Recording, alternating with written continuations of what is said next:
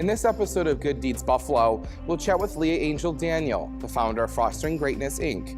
Leah was first introduced to our Facebook viewers in 2021.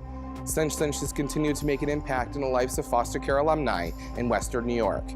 In 2022, Leah joined us on the show and shared her passion and vision for Fostering Greatness, Inc. ahead of our Luggage of Love event. Now it is our pleasure to catch up with her and see all the amazing things she's been up to. Next, we'll catch up with Casimiro Rodriguez, the founder of the Hispanic Heritage Council of Western New York. Kaz was one of our very first guests, and since then he has continued to make strides in his tireless efforts to preserve and promote the rich culture and history of Hispanics in Western New York. Jordan's good news, and we'll meet Maria Rochelle, the founder of Freelance Buffalo and Beyond, a 3-day event bringing together freelancers from across the region. This event helps foster a supportive, collaborative community where individuals can share ideas, collaborate on projects, and help each other grow professionally, all while helping the community grow. Enjoy the show. Everybody wants a life full of hope to feel alive. Everybody needs a dream, we ain't getting younger. Everybody wants to love, feel the rush, being hard. You can live it all, reach out and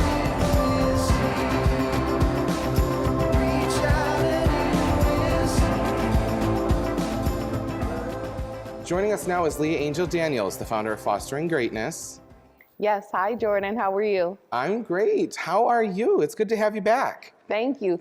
I've been extremely busy with Fostering Greatness, Inc. and also with the release of my book, I Shall Not Be Moved, My Extraordinary Journey from Trauma to Triumph. Yeah, so I've been seeing you, watching, we've been working on the show and developing, but I've been paying attention to your journey. You're working so hard. Can you show everyone your book? Because the artwork itself is beautiful. Yes. So actually on the front, it's a lotus flower. And so I talk about the significance of a lotus flower and the strength behind it and how it can grow in the dirtiest and the murkiest of water and still flourish and still be beautiful and still be a pillar of strength. Yeah, and your book is about your journey as a foster care alumni and going through this system. But tell everyone about Fostering Greatness, because that's kind of what started this idea to grow on, right? Absolutely. If anyone had asked me 20 years ago, would I be doing the work that I'm doing today? I would say absolutely not. I went to school to become a news anchor. And I started advocacy work when I gained custody of my younger siblings who were within the foster care system. And so that's where Fostering Greatness started, where a lot of other youth would come to me just asking questions, needing guidance with different things. So I said, okay, so I'm gonna do some programmatic things. But when COVID happened and the pandemic occurred, there were so many young people who were homeless and without just the fundamental tools that they needed in order to just strive instead of survive. So I revamped everything with Fostering Greatness, Inc. And right now we're focusing on obtaining a building and some scattered sites for housing for them, things specifically for them, because a lot of programs, foster care youth are in the gray area. Yeah. So we want something for them that they know they can come to a specific building or a specific program and specific people who know how to assist them. Yeah, I mean, we all felt when the pandemic happened all alone, right? We were Yes. stuck at home. Can you imagine not having those building blocks to even somebody to call? Right. So I can imagine how even more important your program was during that time. Mm-hmm. And that's actually when we connected and we had you on Facebook and Yes. we got to meet. Yes. So with the book, how have things been since your last appearance? You've been quite busy. Yes, so I'm actually focusing on the nonprofit Fostering Greatness, Inc. full time. Congratulations. Thank you. That's exciting. It has really been a journey, so a good one. I was picked up by Black Authors Matter, so I'm on a tour right now for my book. And my book focuses on not only my experience of going through the foster care system, but also my relationship with my mother when she was in active addiction. And, she had mental health. She was schizophrenic. So just my thoughts and feelings about that, and just how I loved her, beyond what the situation was, and talking about forgiveness. So we also have journaling in here, a 21-day challenge, and some different songs that gave me strength along the way. But it's just really about my journey and how I arrived where I am today. Absolutely. And we've spoken in depth about your journey. It's certainly inspiring. And we share a lot of trials, Yes. similar trials, and it's a way we connect. Yes. I think this book's help people see that we're similar, more similar than we think, right? Yes. And the only way through these trials to move is to move Yes. and to do those steps, right? Yes, and to acknowledge the process. You know, a lot of times people look at the finish line, but don't really appreciate or talk about the in-between and the process and the things that they've learned. So in this book, I talk about the lessons and the blessings. So just going through. So even if I had to go through something 3 times, you know, what did I learn from that? And then the blessings. A lot of times I would focus on the fact that I didn't have my mother and father in the capacity that I felt that I should have had them. But then I also looked and focused on the mentors and people who stood in the gap for me when my parents were not able to. I think it's important to take the time to step back and see it all for what it was, and to know you're not alone, right? Right. So talking about not being alone, you've taken this step and you've started with Duncan Kirkwood, the Unleash Your Greatness. Yes. Can you tell me a little bit about that? Yes. So actually, Duncan went on his own process of what he wanted to do next in life. And we were focusing on resilience. You know, he went through the service, and he talked about what he was able to teach. And at the time, I was focusing on resilience within my dissertation process. And he came up with the things for his book. And then we talked about young people and just how resilient a lot of them are without even knowing it. And so he wanted to provide like an atmosphere for them to just focus on themselves. So he started out with the young men. We supported that. So now it's time for the young ladies, and we're doing that this summer. And so I've been very vital in assisting with that from this point. So I'm really looking forward to working with Duncan, and he's done some phenomenal work. He has the energy that young people love. Yeah. So, I think this is something great, and I think this is something that Western New York needs for the young people in general. Absolutely. We'll do what we can to support Duncan and you. I'm huge supporters of what you guys do. Thank you. Now, are you a doctor now? Is that what's happening? So I am almost finished. I am claiming it. I am in the process of finishing up my dissertation at the moment, and I'm focusing on African American women who have grown up in the foster care system who identify as transformational leaders. So writing everything now, and went past 1 level, and now I'm to the last level. So hopefully in May, we'll be able to call me doctor. Well, no worries. So real quick before we wrap up our show today, how can Buffalo help you in your mission? Yes, so the first thing is just becoming aware of the foster care population. This is a population that's often forgotten, underserved, and just really put to the side. So awareness, really focusing on the needs of the youth and young adults and alumni, providing opportunities, internships, opportunities to learn different things. Donate. You can donate your time, talent, or treasure, meaning that if you have the time to mentor, if you have the funding to assist us with getting things for these young people, which is the basic necessities or things to assist with their rent, or to assist us with getting a building. If you have a building you want to donate, please contact me.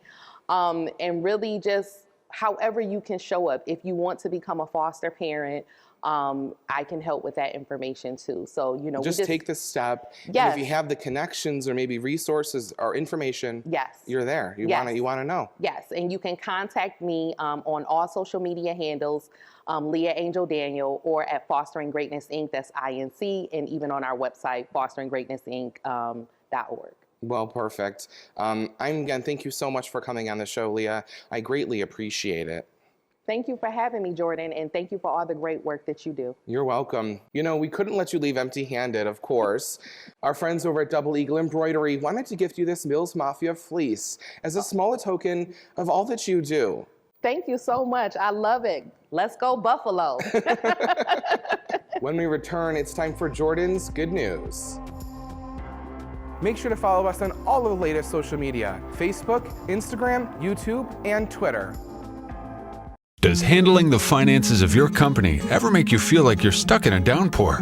Brian's Business Umbrella is here to offer protection and help weather the storm. Leveraging new technologies and decades of accounting experience, we possess the expertise to get your affairs handled in an efficient and responsive manner. Providing an array of business advisory services, we offer valuable solutions for your unique needs. Ryan's Business Umbrella, doing what we love so that you can do what you love.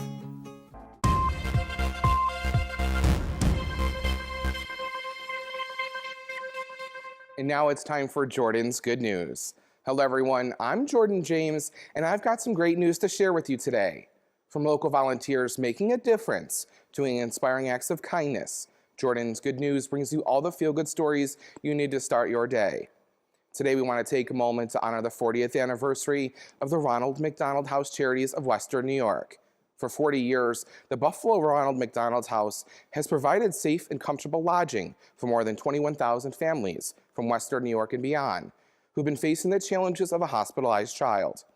In addition to the Ronald McDonald House, the organization also operates the Ronald McDonald Family Room and the Happy Wheels Cart, providing even more families with much-needed support. Heart, Love, and Soul is also celebrating their 40th anniversary this year, and over the past 4 decades, this nonprofit has been tirelessly working to nourish those in need and support the Western New York community. Their dedication and passion are evident in the programs and services they offer, such as daily meals and providing breakfast and lunch to those in need throughout the week. These organizations are shining examples of kindness, compassion, and selflessness, and they have touched the lives of countless individuals in the Western New York area. As they celebrate this impressive achievement, we raise a toast and wish them many more years of success, happiness, and positivity. We also want to give a shout out to Wheels for Workers 716, who to date fixed and donated 572 bikes for those in need. This act of kindness is just another example of the generosity and compassion of our Western New York community. We believe it's important to recognize and celebrate good news. So if you know a good news story or someone who deserves recognition, nominate them by visiting our website or sending us a message on social media. And who knows, they may be featured on the next episode of Good Deeds Buffalo. Let's continue to spread kindness and positivity in all that we do and keep the good news coming. Good Deeds Buffalo continues after this.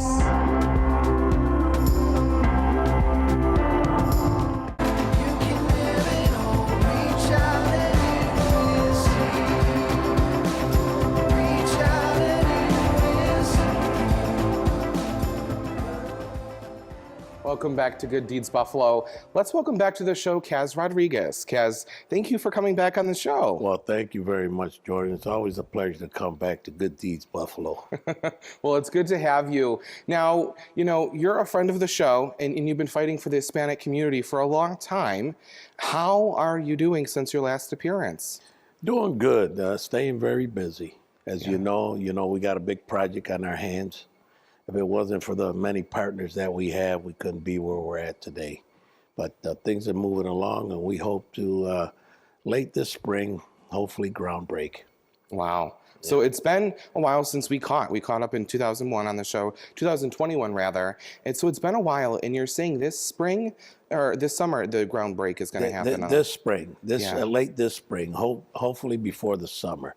You know, right now we're in the midst of getting all of our documentation, all of our papers together for the City of Buffalo Planning Board, and you know that's a process in itself. And we need to get the negative declaration, the necessary permits, the rezoning, and the variance if we need some or what have you. And you know, that's a process in itself. So right now we're with our architects and our construction management company. We're getting all that documentation information ready, and we hope to submit by hopefully first week of March. Wow. And I'm told that process takes 3 months, 2 to 3 months. So that puts us right into the month of May. Yeah. If you, time it out right. And we hope that around that time frame, we'll be able to groundbreak. And I've mentioned to the construction management company, which is Rodriguez Construction Group. Yeah. And our architects, Labella, that what we would like to do once we ground break, we want to see cranes there the next day. So We want to get right to work. Well, to our viewers that are watching, I forget you don't know everything. They don't know what's going on here, but you're building the Hispanic Heritage Institute over on the west side of Buffalo. Yeah. And so that's going to be what we're building here. And it's taken a lot of work to put into it, but I'm excited to see it happen, because I know how hard you have been working in your community to make this happen. So, what's in the works? I know that's what's going on today. Do we have any events leading up to this to kind of celebrate and, talk about it? Well, we've really been pen to paper and working with many of our funding agencies and so forth, but we hope that we will have some events where we would gather many of the business leaders, the community leaders, government, and the community at large. We're planning a couple of those. However, not everything is finalized to be announced, okay, but we are working on that. But one of the things is that, this institute, the Hispanic Heritage Cultural Institute, is one of the first, or the first, in upstate New York. We're very proud of that. We're very proud of that. And it's going to be built right on the corner of Niagara and Hudson in the Hispanic Heritage District, Avenida San Juan, and that's the Niagara Street corridor that lays between Elmwood and Porter. As you know, it's a stone throw away from our neighbors in Canada.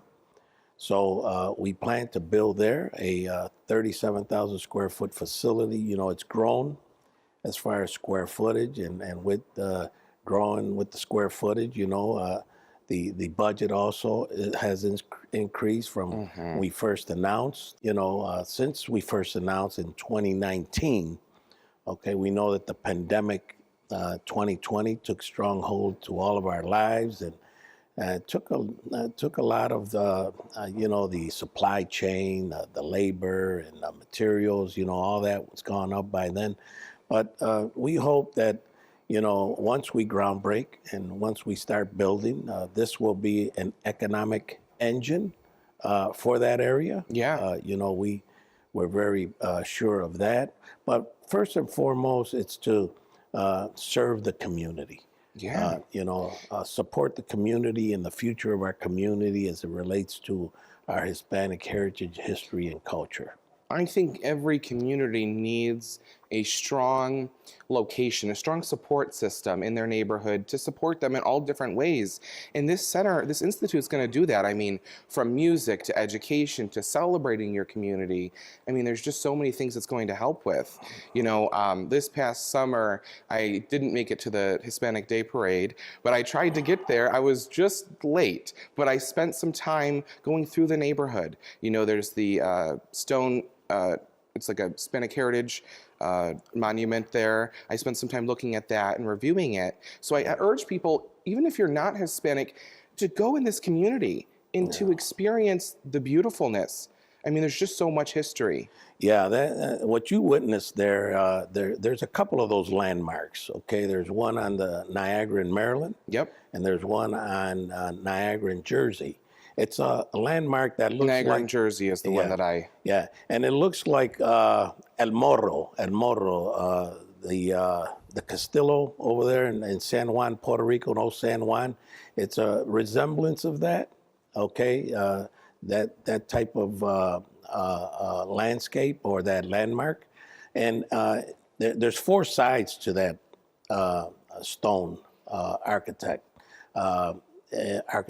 and the each of the sides has a panel that talks about the history of Hispanics dating back to the late 1800s to the present. It covers labor, it covers education, it covers politics, it covers community, it covers everything that's pretty much has supported and evolved our community to what it is today. We just celebrated the 200th year anniversary of the Erie County Bicentennial. Oh, yeah. And if you step back and you analyze that, Hispanics have been part of the fabric of Erie County and Western New York for the last century. And we're very proud of that. You know, they came here looking for the American dream. Yeah. They came here for employment opportunities, economics, and we've stayed here because it's a great place to be, and also America offers that opportunity to everyone. And it's just wonderful. You know, our viewers at home, stay tuned and, you know, keep watching what Kaz is doing. Kaz, before we go today, how can people stay up to date? Just visit your website and our social media? Yes, they can visit the website, www.hispanicheritageWNY.org. They can look us up on social media, our Facebook page. We have several Facebook pages, one dedicated to the Hispanic Heritage District.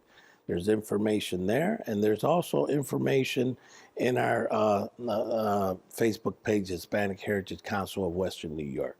Perfect. So, and you know, we've been covered by the media. We're very grateful to WBBZ, okay, for all they do to help us promote our vision for community, and all the other TV networks, because it's a collaboration of everyone working together for a good common cause. So Kaz, as a small token of our appreciation, our friends over at Double Eagle Embroidery wanted to give you this Bill's Mafia fleece for everything you do for Buffalo. You know, just a small token of our appreciation, Kaz. Thank you very much, and a wonderful gift, you know, and what best than the logo of the Buffalo Bills. Absolutely. You know, which we're very proud of. Thank you very much. You're welcome. We'll be right back to meet Marie Rochelle with Freelance Buffalo and Beyond.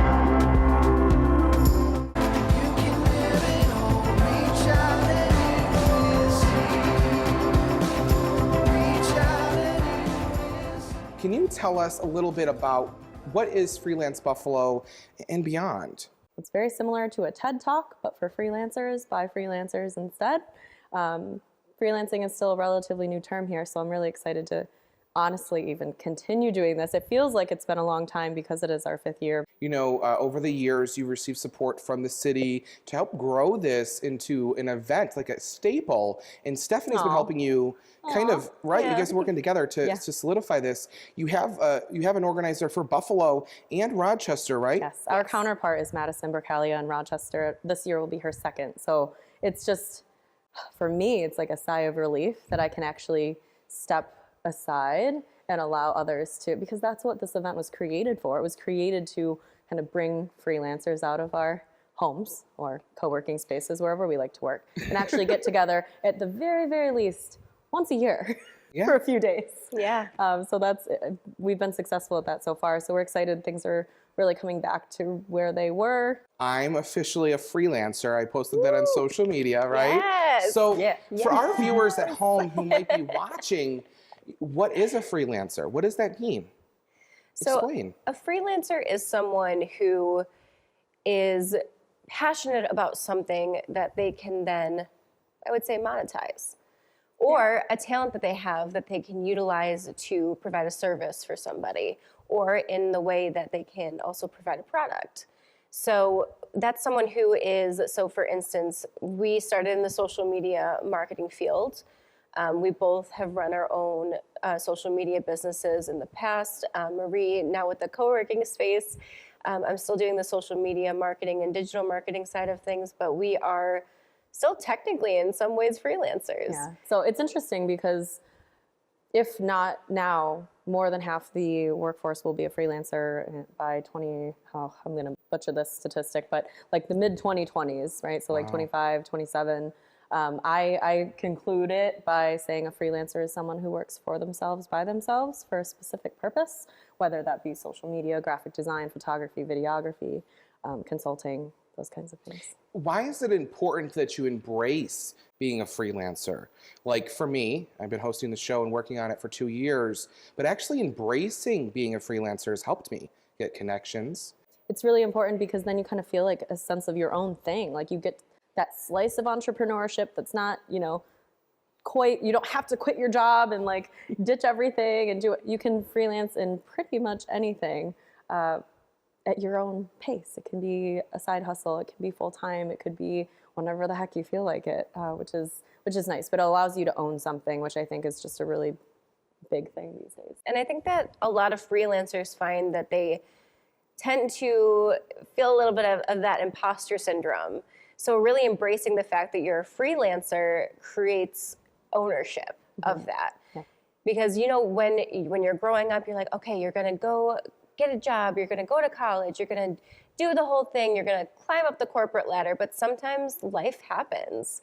And embracing the path that you have either been put on and or chosen is the most important aspect of freelancing, because if you don't, then you're just going to stay stagnant. You're not going to grow. Pretty sure not everyone wants to be a cog in the machine. I'm getting that sensation from our generation and the ones that are coming up. It's not the way that we want to be. So No, it and allows you to have that freedom.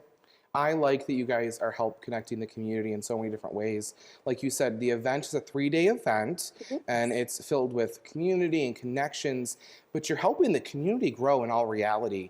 You know, think about it as me. You helped encourage me to take steps in my career, and I'm able to now take that and help grow my TV show. Freelance Buffalo, of course, happens April 20th to the 22nd, but the community is all year round. This is really just, again, that time that we get together. Our theme this year is #FreelanceIsn'tFree, which is in support of the Freelancers Union and their work legislatively.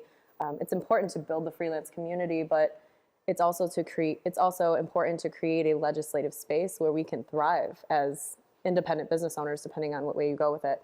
But it's a longer story than we have the time for. But Freelance Isn't Free is a law, an act that protects freelancers from non-payment. So that's our theme this year. We'll be hosting a slew of sessions that go over, you know, how to set up your business in the right way, but then also how to protect it. Yeah, I mean, certainly there are times where you can get taken advantage of as a freelancer. Hopefully this legislation passes and protects freelancers, and hopefully it's not the only legislation. So you're that's coming passed to Albany with us this year? Yes, Yes. absolutely. Okay. I'll be And there. everyone else. Anything else to add to our conversation today? It's been a pleasure. Thank you for having us. There's just one more thing I just wanted to add. Something that we actually came up with last year was the fact that we would do this for one person. We would do this event for one person, because if that means that one freelancer gets what they need to be successful, then it was worth it all in the end. Yeah. You're gonna make me cry. But in reality, Marie knows this. She's helped mentor me. So thank you guys. Our friends over at Double Eagle Embroidery actually wanted to present you both with a Buffalo Bills fleece. Yes. Now, while I only have one awesome. here, It'll I be have our another together one shirt. for you. It's our together shirt. Yes. I'm just Together. Just as a small token of our appreciation Wow. for all that you guys do for Buffalo Thank you. and our Thank you so freelancers. Go Bills. Thank you. Go Bills. always. Yes. Everybody wants a life full of hope to feel alive. Everybody needs a dream. We ain't getting younger. Everybody wants to love, feel the rush, beating heart. You can live it home, reach out and reach out. Does handling the finances of your company ever make you feel like you're stuck in a downpour? Brian's Business Umbrella is here to offer protection and help weather the storm. Leveraging new technologies and decades of accounting experience, we possess the expertise to get your affairs handled in an efficient and responsive manner. Providing an array of business advisory services, we offer valuable solutions for your unique needs. Brian's Business Umbrella, doing what we love so that you can do what you love.